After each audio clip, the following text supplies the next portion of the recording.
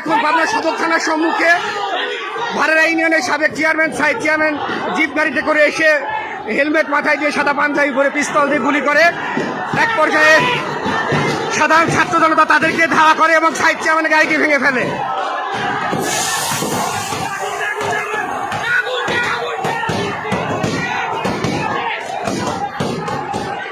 আমরা lab aid হসপিটালের সামনে থানার সম্মুখে, সদর থানার সম্মুখে।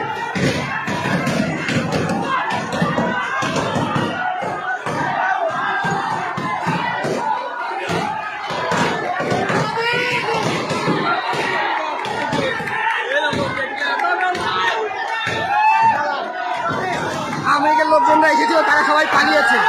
পাবনা শহরে এখন আওয়ামী লীগের কোনো লোকজনকে আর খুঁজে পাওয়া যাচ্ছে না। প্রত্যেক গলিতে গলিতে ছাত্ররা ঢুকে পড়েছে, খাওয়া করছে ছাত্ররাই। পাবনা শহরের সমস্ত গলিতে ছাত্ররা ঢুকে পড়েছে। পুলিশ নিরপেক্ষ ভূমিকা পালন করছে, পুলিশের ভূমিকা নিরপেক্ষ দেখতে পাচ্ছি আমরা। এএসপি মাসুদ আলমের নেতৃত্বে পুলিশের নিরপেক্ষ ভূমিকা দেখতে পাচ্ছি এবং ছাত্ররা সারা শহর দখল করে নিয়েছে।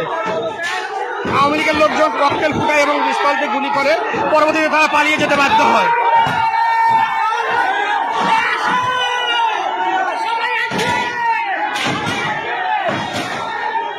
আমরা দেখতে পাচ্ছি